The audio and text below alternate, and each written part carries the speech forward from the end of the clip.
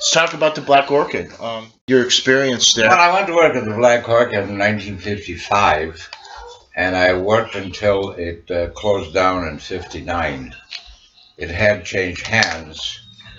Al Greenfield had sold it to three guys, but that didn't last. And I'm probably one of the few living men who were bartenders at Black Orchid because some of them were older than I am, and I'm 86. I don't look it. No, you don't. And it was a remarkable place. Next to the Shapery, which was the #1 club in town that had the top entertainers, the second level would be the Black Orchid, where Don Rickles appeared, Jonathan Winters, Johnny Mathis, standing room only, by the way, and a lot of sportscasters. If you were a celebrity and you came to Chicago, you went to the Black Orchid. Mm. And I had many experiences there, including being stabbed, as I mentioned before, and tried to protect a young lady. I can't really remember the prices of drinks. I think they're probably $1, $1.25. So we had a lot of quarters and tips. The quarters added up. And I might add that there were no female bartenders in Rush Beach. None. They were all male. You had to go out to the suburbs to find, say, a husband and wife who owned the bar where they would tend bar. Mm-hmm. The only females who worked the bar were cocktail waitresses. That was it. Right. And you really had to be a top flight bartender to work in those places, especially the Black Orchid. It wasn't your local bar where you served shots and beers. You had many, many mixed drinks like Grasshoppers, Brandy Alexanders, and a long, long list. Let me ask you, just to expound on that. I tended bar for many years as well, and I remember when I first learned back in the '70s, a lot of drinks that I learned, and I didn't really make very much because they're going out of vogue, like you mentioned, Pink Squirrel, Pink Lady, rattle some of those things, because you're still a bartender. I tend bar sometimes 3 days a week. And so you've seen the difference in the kinds of cocktails. What was popular then that you never get an order for anymore? Brandy Alexander. Okay. Grasshopper. Okay. Golden Cadillac. Right. Galliano and White Cream de Menthe, right? That's correct. Very good. Yeah. But with cream.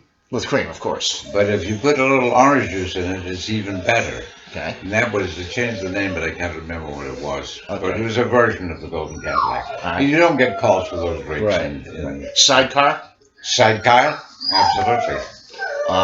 Did you ever get any gin fizzes or anything like that? Yeah. Ramos Fizz? Does anybody ever? I never made a Ramos. Maybe I did, but I can't remember. Yeah. Singapore New Orleans. I made a lot of Singapore slings. Mm-hmm. Most of the drinks I remember. Singapore sling I would have to look up. But Grasshoppers, Brandy Alexander's, the popular drinks I can make today. Mm-hmm. So there were a lot of mixed drinks. And another thing that's very noticeable to me, and it's not because of my age, it's just my observation. Female customers were much more feminine in those days. When they went to bars, they dressed up. They didn't walk in with jeans and a t-shirt on. Mm-hmm. They had a nice dress or sweater and pants and so forth. And they didn't chug a lot of beer. In fact, very few of them drank beer. If they did, they'd ask for a glass. Mm-hmm. Nowadays, they chug like just like the men do. Yeah, good point. They were much more feminine, and the profanity was not what it is today. Mm-hmm. A lot of young women swear a lot. I know, I still tend bar. Yeah. So I can contrast the 50s, 60s to today. Right. Because I've been in those different times. Exactly. Yeah. Yeah, that's pretty true. Yeah, I can see that. And guys used to dress up to go out as well. When you went out, you dressed. My wife and I went down to Rush Beach. You wear a nice dress. I would wear a suit or a turtleneck sweater, a nice blue blazer, and dark pants. And, you dressed up. It was much classier than it is today. It's really sort of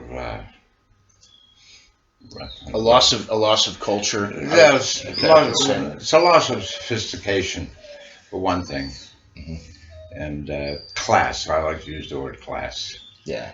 There's the way people dress, and even the foul language they use and so forth. Is not that people didn't swear then, but not like they do today. For a young girl to use foul language was very rare. I must tell you one quick story. One night I was standing by in the junior room. I mainly worked the junior room. Sometimes I'd work the main room. I worked that when Don Rickles was there and Johnny Mathis. But my room was the junior room. In 2 rooms across the hall from the main room was the junior room, where you had trios and singers. It was a great spot. So this young lady sat at my bar. She was in her 20s, long blonde hair. And when I tended bar, if you were a female, you didn't have to light your own cigarette. As busy as I was there with the lighter. Well, I had bought a new Ronson, the first gas-filled Ronson, and it had malfunctioned. And as I reached out and pressed it, the flame was this high. It caught her hair, caught on fire. What do you think I did? I picked up a drink and I poured it over her head. Put the fire out. Could never understand why she didn't come back. But true story. Have 1,000 of them. Wow. Okay.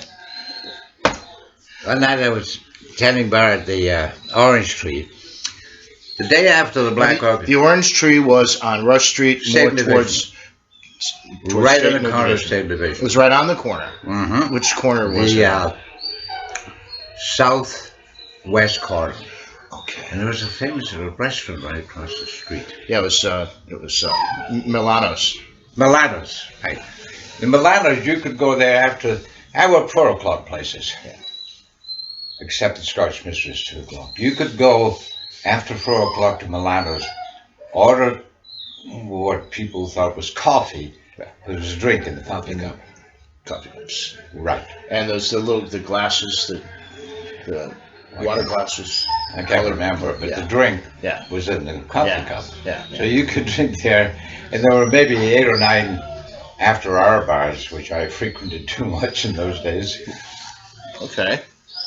So one night I'm tending bar at the Orange Tree. It was pouring that night. It's in that article. And this young, I don't know, maybe 28, 29. And I think all bartenders will tell you that if they can't remember the names of 30, 40 years ago, they can remember a drink.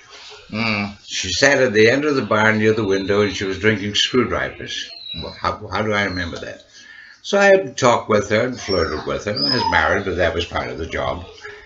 And I wasn't very busy, and I walked away from her to go to the register, and a glass hit me in the back of the head.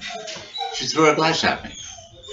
She rushed to the front door, which was all glass, pouring outside. She had a raincoat on. She undid the raincoat and went, not a stitch on underneath, and disappeared into the night. I went over to clean up the bar, and underneath her napkin was a $20 tip. Wow. That's one of 1,000 stories.